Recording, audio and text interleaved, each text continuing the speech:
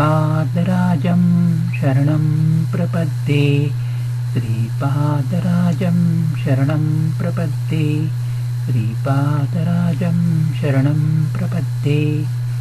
अध्याय 3. पळणीस्वामी दर्शन. कुरवपूरचे श्रीपाद श्रीवल्लभ स्वामींचा स्मरण महिमा. विचित्रपूर सोडून मी 3 दिवस प्रवास केला. मार्गात अन्न पाण्याची व्यवस्था ईश्वर कृपेने होत होती. 4थ्या दिवशी अग्रहारपूर पोहोचलो. तेथील एका ब्राह्मणाच्या घरासमोर उभे राहून ओम भिक्षां देही असे म्हणून भिक्षा मागितली. त्या घरातून एक अतिशय क्रोधायमान झालेली एक स्त्री बाहेर आली. ती म्हणाली, भात नाही लात नाही.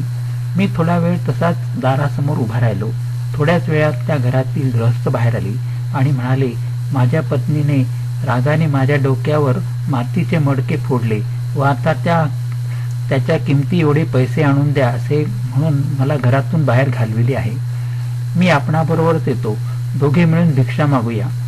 मी म्हटले, समस्त जीवांना अन्न पाणी पुरविणारे सर्वव्यापी असलेले श्री दत्तप्रभूच आहेत. समोरच्या पिंपळाच्या झाडाखाली बसून आपण त्यांचे चिंतन करूया. आम्ही दोघे त्या विशाल पिंपळाच्या छायेत बसून श्री दत्तप्रभूंचे भजन करू लागलो.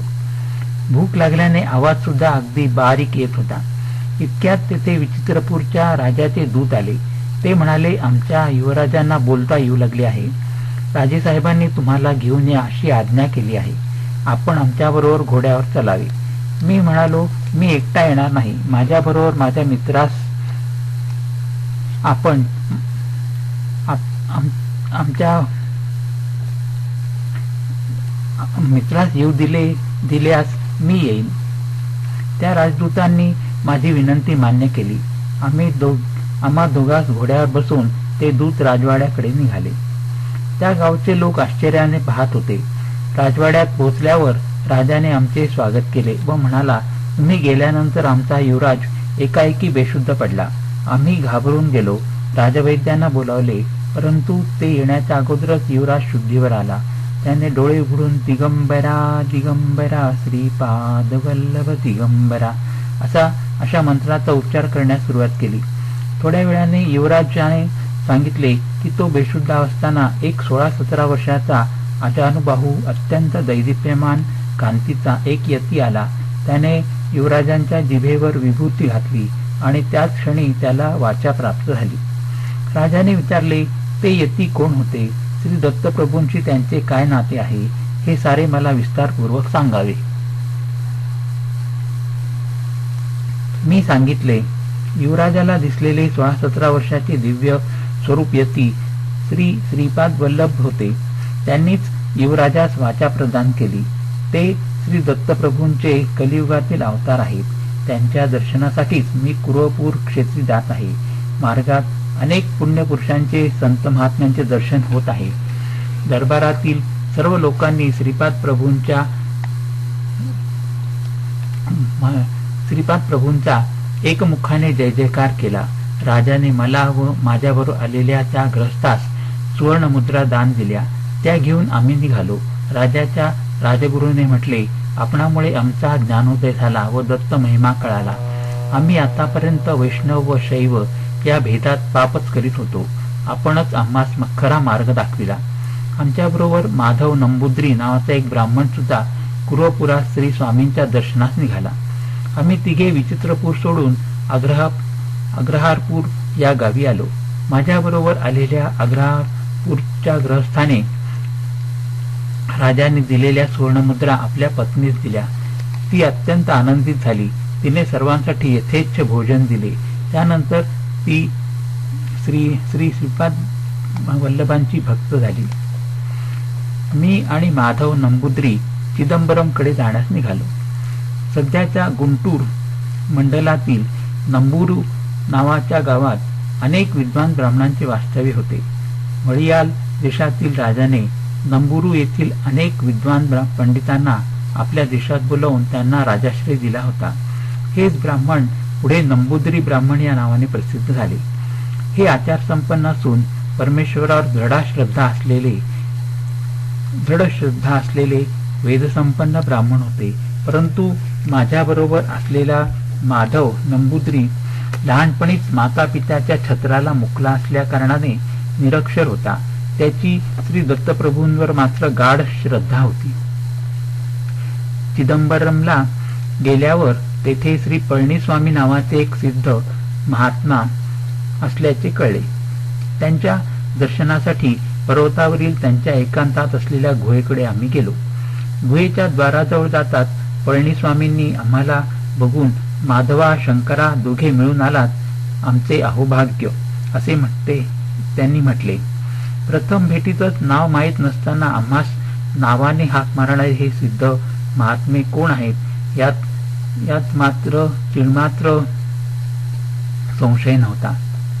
स्वामी म्हणाले, बाबांनो, श्रीपाद श्रीवल्लभांच्या आज्ञेनुसार मी हा देह त्यागून दुसऱ्या तरुण अशा देहात प्रवेश करणार आहे. ती वेळ आता आली आहे. मी या शरीरात 300 वर्षे आहे. या देहाचा त्याग करून नूतन शरीरात पुन्हा 300 वर्षे राहावे अशी श्रीपादांची आज्ञा झाली आहे. जीवनमुक्त झालेले, जनन मरण रूप सृष्टीक्रमाला अतीत असलेले आणि समस्त सृष्टीला चालविणारा महासंकल्प म्हणजे श्रीपाद वल्लभ आहेत. पुढे पळणीस्वामी म्हणाले, अरे शंकरा, तू विचित्रपुरीतील कणाद महर्षींच्या कणाद सिद्धांताविषयी बोलला होतास, त्याचे वर्णन करून सांग. कणाद महर्षींचा कण सिद्धांत. स्वामींच्या प्रश्नाला उत्तर देताना मी म्हणालो, स्वामी, मला क्षमा करा. कणाद महर्षींच्या विषयी व त्यांच्या सिद्धांताच्या बाबतीत मला फारच थोडी माहिती आहे. मी सांगितलेली माहिती ही श्री दत्तप्रभूंनीच माझ्या तोंडून वदविली होती. हे तर स्वामींना ज्ञात आहेच. करुण स्वरूप पळणीस्वामींनी कण सिद्धांत सांगण्यास सुरुवात केली. ते म्हणाले, समस्त सृष्टी सुद्धा परम मूल अशा अणूंनी निर्माण झाली आहे. त्या परमाणूंपेक्षा सुद्धा सूक्ष्म अशा कणांच्या अस्तित्वाने विद्युत शक्ती उद्भवते. हे सूक्ष्म कण महावेगाने आपापल्या कक्षेमध्ये परिभ्रमण करीत असतात. स्थूल सूर्याभोवती ग्रह आपल्या भिन्न भिन्न कक्षेतून परिभ्रमण करीत असतात. त्याचप्रमाणे हे सूक्ष्म कण सुद्धा आपल्या केंद्रबिंदूस अनुसरून परिभ्रमण करीत असतात. या सूक्ष्म कणांपेक्षा सूक्ष्म अशा स्थितीत प्राणीमात्रांचे समस्त भावोद्भव वेगाचे स्पंदन चालू असते. स्पंदनशील अशा जगात काहीच स्थिर नाही. चंचलता हा याचा स्वभाव आहे. क्षणोक्षणी बदलणे याचा स्वभाव आहे. या स्पंदनापेक्षा सूक्ष्म स्थितीत दत्तप्रभूंचे चैतन्य असते. यावरून मला सर्वात महत्वाचे म्हणजे सूक्ष्म असलेल्या सगळ्यांपेक्षाही सूक्ष्म अशी श्री दत्तप्रभूंचा अनुग्रह मिळवणे जितके सोपे आहे तितकेच ते कठीण सुद्धा आहे. प्रति कणाचे अनंत भाग केले असता एक एक कणाचा भाग शून्यासमान होतो. अनंत अशा शून्यांचे फलस्वरूपच ही चराचर सृष्टी आहे. पदार्थ सृष्टी ज्या प्रकारे होते त्याचप्रमाणे व्यतिरेकी पदार्थांचे सुद्धा असते. या दोहोंचे मिश्रण झाल्यास व्यतिरेक पदार्थाचा नाश होतो. पदार्थाचे गुणात सुद्धा फरक होतो.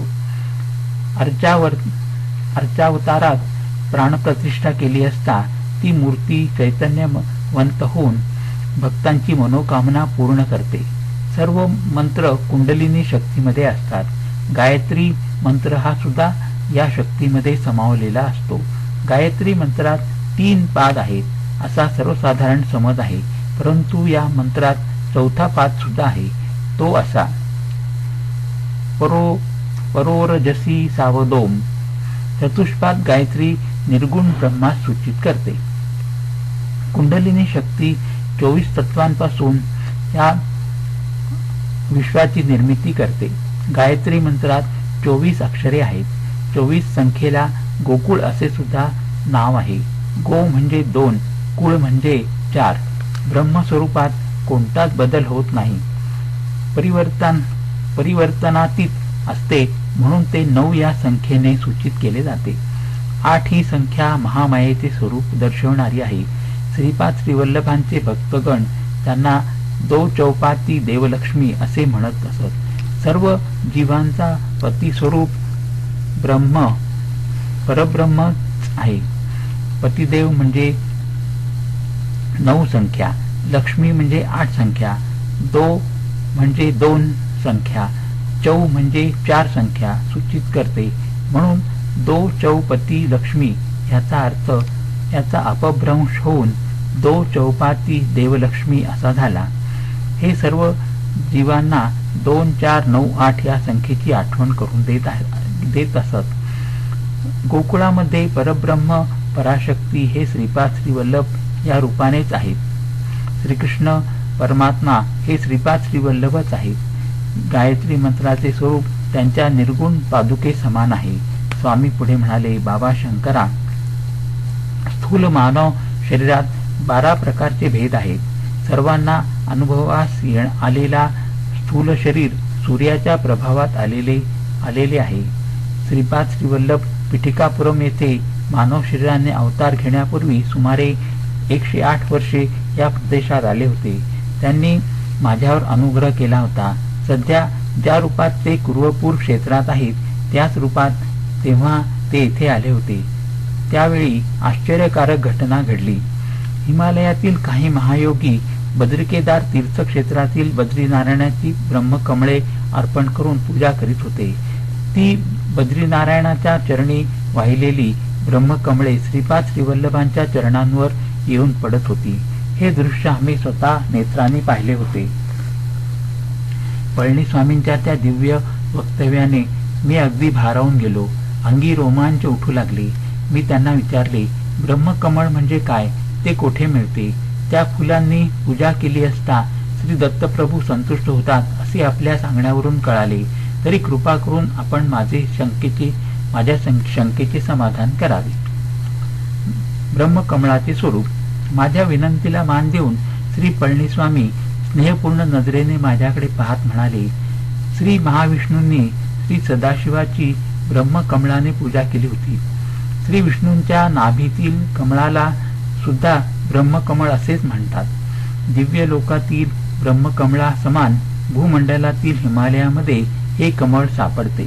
सुमारे 12,000 फुटावर हिमालयात वर्षातून एकदाच हे उमलते. अर्धरात्रीच्या वेळी हे फूल उमलते आणि उमलत असताना सभोवतालचा परिसर अद्भुत सुवासाने भरून जातो. हिमालयातील साधक महात्मे अशा ब्रह्मकमळाच्या शोधात असतात. शरद ऋतूपासून वसंत ऋतूपर्यंत हे बर्फामध्येच असतात. चैत्र मासाच्या आरंभी हे बर्फातून बाहेर पडते. ग्रीष्म ऋतूमध्ये याची विकासाची प्रक्रिया घडते. अमरनाथ मधील अमरेश्वर हिमलिंगाचे दर्शन श्रावण शुद्ध पौर्णिमेस होते आणि याच वेळी अर्धरात्री हे पूर्ण विकसित होऊन उमलते. हिमालयातच तपस्या करणाऱ्या तपस्वी सिद्ध पुरुषासाठी व साधकांसाठी ही परमेश्वरी अद्भुत लीलाच आहे. ब्रह्मकमळाच्या दर्शनाने सर्व पातकांचा नाश होतो.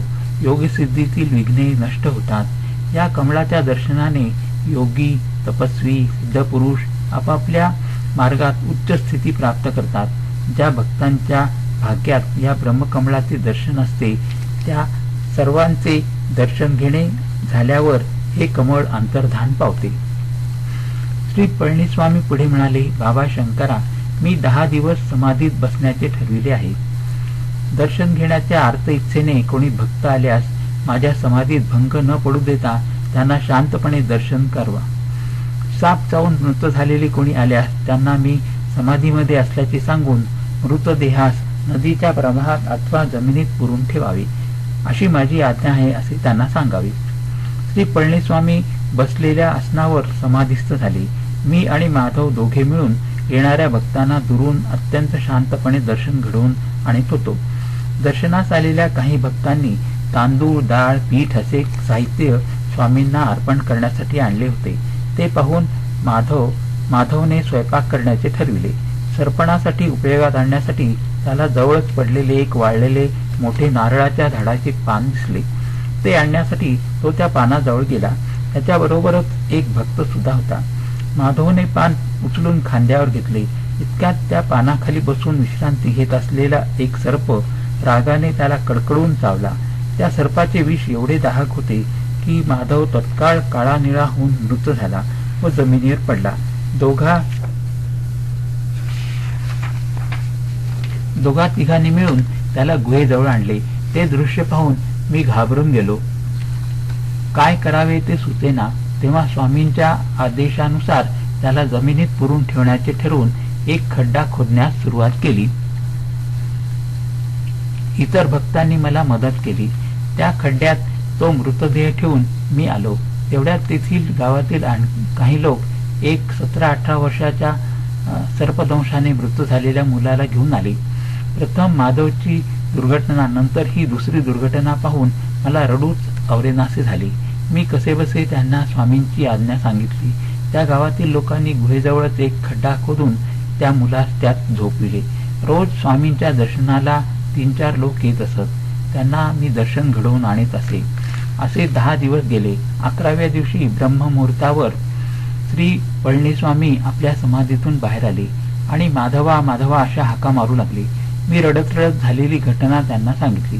स्वामींनी मला समजावले. त्यांनी योगदृष्टीने माझ्याकडे पाहिले तेव्हा माझ्या पाठीच्या कण्यात थोडेसे चलन वलन झाल्यासारखे वाटले व ते दुखू लागले. नंतर पुन्हा एकदा अगदी प्रसन्न चित्ताने माझ्याकडे पाहिले आणि माझी सारी वेदना नष्ट झाली. स्वामी मला म्हणाले, बाबा शंकरा, माधवला श्रीपाद श्रीवल्लभांचे दर्शन स्थूल शरीराने होणार नव्हते. त्यामुळे त्याचे सूक्ष्म शरीर गेल्या 10 दिवसापासून कुर्वपुरात असलेल्या श्रीचरणांच्या सानिध्यात आहे. काही झाले तरी त्याची इच्छा पूर्ण झाली. श्रीपाद श्रीवल्लभांची लीला आगाध आहे. ती कोणी ओळखू शकत नाही. काळ, कर्म, कारण याचे रहस्य कोणी जाणू शकत नाही. हेच खरे. ते केवळ स्वामीच जाणू शकतात. माधवला पुन्हा स्थूल शरीरात आणण्याचे काम प्रभूंनी माझ्यावर सोपविले आहे असे श्री पळणीस्वामी मला म्हणाले. स्वामींच्या आदेशानुसार माधवचा मृतदेह बाहेर काढून आणला व दक्षिणेकडील घनदाट असलेल्या ताडांच्या झाडाजवळ जाऊन मोठ्याने माधवास दंश करणाऱ्या नागराजा, श्रीपाद श्रीवल्लभांच्या आज्ञेनुसार तू पळणीस्वामींच्या जवळ यावे अशी त्यांनी साथ घातली. श्री पळणीस्वामींनी आपल्या वस्त्रातून 4 कवड्या काढल्या व त्या मृतदेहाच्या 4ही बाजूला ठेवल्या. थोड्याच वेळात त्या कवड्या उंच उडाल्या व आकाशात 4ही दिशांना गेल्या. 5-10 मिनिटातच उत्तरेकडून एक साप आला. स्वामींच्या 4 कवड्या त्याच्या फण्यावर रुतून बसल्या होत्या. त्यामुळे तो त्रस्त होऊन फुसफुस करत असा ध्वनी करीत होता. स्वामींनी माधवच्या शरीरातील विष काढून घेण्यास सांगितले. सर्पदंश ज्या ठिकाणी झाला होता तेथून त्यांनी सर्व विष काढून घेतले. श्री पळणीस्वामींनी श्रीपाद श्रीवल्लभांना मनोमनी नमस्कार केला व त्या सर्पावर मंत्रोदक शिंपडले.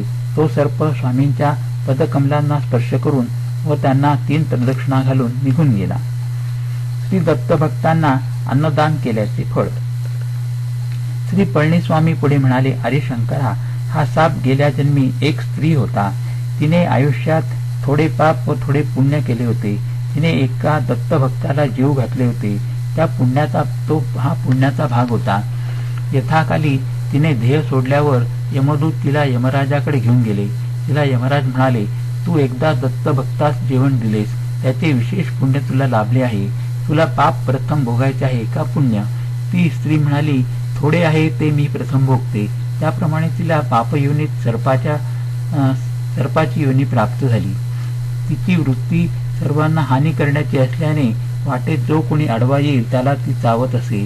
ती स्त्री मानव जन्मात रजोगुणी असल्याने तिच्या केवळ जवळ गेलेल्या माधवास तिने दंश केला. तिच्या पूर्वपुण्याईनेच माधवास तिने दंश केला होता. माधव मात्र पूर्वजन्मीच्या पापामुळे मरणासन्न अवस्थेत गेला होता. कालांतराने श्रीपाद श्रीवल्लभांच्या कृपेने त्या स्त्रीची सर्पयोनीतून सुटका झाली. योग्य व्यक्तीस केलेल्या अन्नदानाचे फळ. श्री दत्तप्रभू अल्पसंतोषी आहेत. थोड्या सेवेनेच ते भक्तास प्रसन्न होऊन अमाप फळ देतात. श्री दत्तांच्या नावाने कोणाही व्यक्तीस अन्नदान केल्यास व जर ती व्यक्ती योग्य असल्यास त्या अन्नदानाचे विशेष फळ लाभते. अन्नाच्या थोड्या भागानेच मन बनते. अन्नदात्याचे मन, बुद्धी, चित्त, अहंकार, शरीर मंगल स्पंदनाने भरून जाते. यामुळे त्याच्यात लोकांना आपणाकडे आकृष्ट करण्याची शक्ती उत्पन्न होते. पुढे पळणीस्वामी म्हणाले, इच्छित वस्तूची समृद्धी म्हणजेच लक्ष्मीचा कृपा कटाक्ष. ही सृष्टी सगळीच सूक्ष्म स्पंदनाने, सूक्ष्म नियमांनी चालत असते. श्रीपाद श्रीवल्लभांचा महिमा. श्रीपाद श्रीवल्लभांचे नामस्मरण लक्ष्मी, धन, ऐश्वर्य, समाधान प्रदान करणारे आहे. त्यांच्या अनुग्रहितांच्या भाग्याचे काय वर्णन करावे. श्रीचरणांच्या अनुग्रहानेच 10 दिवस जमिनीत पुरलेल्या माधवच्या शरीरास काही झाले नाही. त्याला प्राणदान करणाऱ्या श्रीपाद श्रीवल्लभांची करुणा, दया, भक्तप्रेम हे शब्दांनी वर्णन करता येत नाही. माधवामध्ये चैतन्य येऊ लागले. त्याने तहान लागल्यामुळे पाणी मागितले. श्री पळणीस्वामींनी त्याला समजावून प्रथम तूप पिण्यास दिले. ते घेतल्यावर फळाचा रस दिला आणि थोड्या वेळाने पाणी दिले. नागलोकांचे वर्णन. माधव पुनर्जीवित झाल्याने आमच्या आनंदाला सीमा राहिली नाही. माधवाने आपला अनुभव सांगण्यास सुरुवात केली. तो म्हणाला, मी सूक्ष्म शरीराने कुरोपुरात पोहोचलो आणि श्रीपाद श्रीवल्लभांचे दर्शन घेतले. श्रीपाद श्रीवल्लभ अजानुबाहू आहेत. त्यांचे नेत्र विशाल आहेत. त्या नेत्रांमध्ये जीवांच्या प्रती करुणा, दया, प्रेम निरंतर प्रवाहित होत असते. मी स्थूल देहधारी नसल्यामुळे तेथील स्थूल देहधारी भक्तांना मी दिसत नव्हतो. श्रीपाद श्रीवल्लभांनी कुरोपुरातील त्या द्वीपाच्या मध्यभागी जा अशी आज्ञा केली. मी श्रीवल्लभांचे नामस्मरण करीत त्या द्वीपाच्या मध्यभागातून खोलीमध्ये गेलो. भूमीमध्ये खोलात भूकेंद्राजवळ अनेक प्रासाद, वरांडे असल्यासारखे मला भासले. ते पाताळ लोकच होते अशी खात्री झाली. स्थूलता पाहणाऱ्याला स्थूलरूप पदार्थच दिसतात.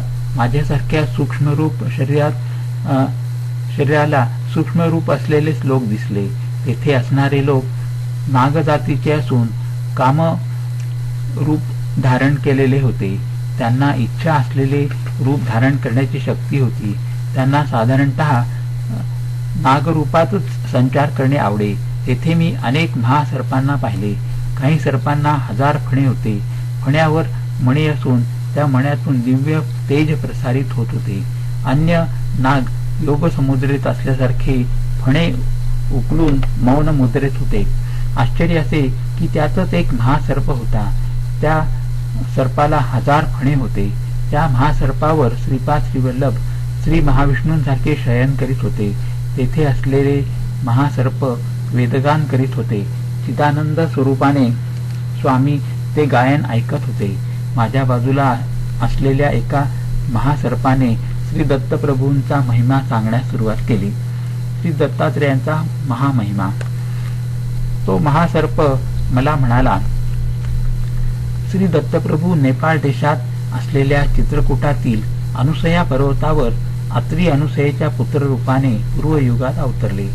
ते अवतार न संपवताच सूक्ष्म रूपात निलगिरी शिखरावर, श्रीशैल शिखरावर, शबरगिरी शिखरावर, सह्याद्रीमध्ये संचार करीत असतात. त्यांनी नाथ संप्रदायातील गोरक्षनाथाला योगमार्गाचा उपदेश दिला होता. ज्ञानेश्वर नावाच्या योग्याला खेचरी मुद्रेत बसलेल्या निराकार योगी रूपात दर्शन दिले होते. श्री दत्तप्रभू देश काळाहून अतीत आहेत. श्री प्रभूंच्या सानिध्यात आम्हाला भूत, भविष्य, वर्तमान हे वेगवेगळे दिसत नाहीत. सगळेच नित्य वर्तमानच असते. अनघा समवेत श्री दत्तात्रेयांचे दर्शन. तो महासर्प पुढे म्हणाला, बाबा माधवा, आम्हाला कालनाग ऋषीश्वर म्हणतात. श्री दत्ताने हजारो वर्षे राज्याचे परिपालन केल्यानंतर त्यांनी त्यांच्या रूपास गुप्त ठेवण्याचा विचार केला. ते काही वर्षे नदीमध्ये अदृश्य झाले. त्यानंतर ते पाण्यावर आले. आम्ही अनुचर परत आमच्या बरोबर येतील म्हणून तेथेच वाट पाहत होतो. परंतु ते आमच्यापासून लपण्याचा प्रयत्न करीत होते. ते आम्हाला माहीत होते. ते परत जलसमाधीत जाऊन थोड्या कालाने एका वर्षानंतर वर आले. यावेळेस मात्र त्यांच्या हातात मधुपात्र होते.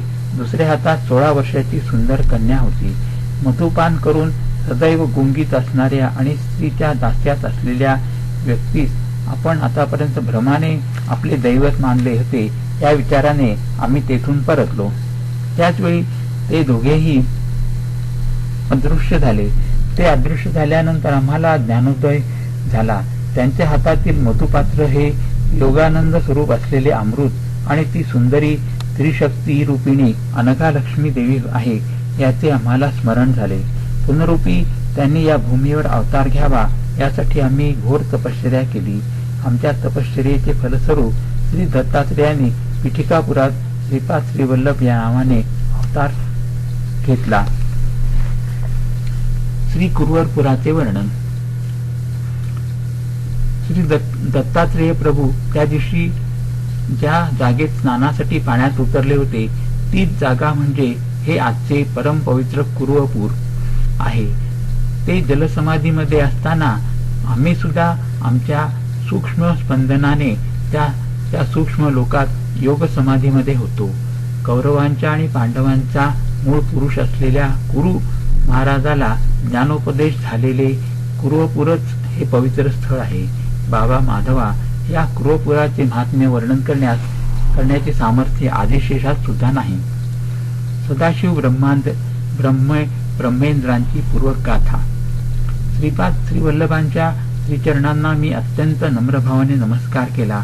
त्यावेळी प्रभू अत्यंत करुणापूर्ण अंतःकरणाने म्हणाले, वत्सा, हे दिव्य भव्य दर्शन म्हणजेच फार मोठा अलभ्य योगच आहे. तुला बोललेला एक महासर्प येणाऱ्या शताब्दीत ज्योती रामलिंगेश्वर स्वामी या रूपाने अवतरून ज्योती रूपानेच अंतर्धान पावेल. तुझ्याशी बोललेलाच दुसरा महासर्प सदाशिव महेंद्र या नावाने येणाऱ्या शताब्दीत भूमीवर अवतार घेऊन अनेक लीला दाखवेल. श्री पिठिकापूर सुद्धा माझे अत्यंत प्रिय स्थान आहे. पिठिकापुरात मी जन्मलेल्या माझ्या मातेच्या घरातच माझ्या पादुकांची प्रतिष्ठापना होईल. माझा जन्म कर्म अत्यंत दिव्य आहे. ते एक गोपनीय रहस्य आहे. तू श्री पिठिकापुरातील माझ्या पादुका प्रतिष्ठा स्थळापासून पाताळात जाऊन येथील तपोनिष्ठ असलेल्या कालनागांची भेट घेऊन ये. श्री पळणीस्वामी मंद हास्याने म्हणाले, बाबा माधवा, पिठिकापुरातील कालनागाविषयी चर्चा नंतर करू. आपण सत्वरच स्नानाची पूर्ती करून ध्यानात बसावे अशी श्रीपाद श्रीवल्लभांची आज्ञा आहे. श्रीपादवराजं शरणं प्रपद्ये. येथे अध्याय 3 समाप्त झाला. श्रीपाद श्रीवल्लभांचा जय जयकार असो. श्रीपादराजं शरणं प्रपद्ये.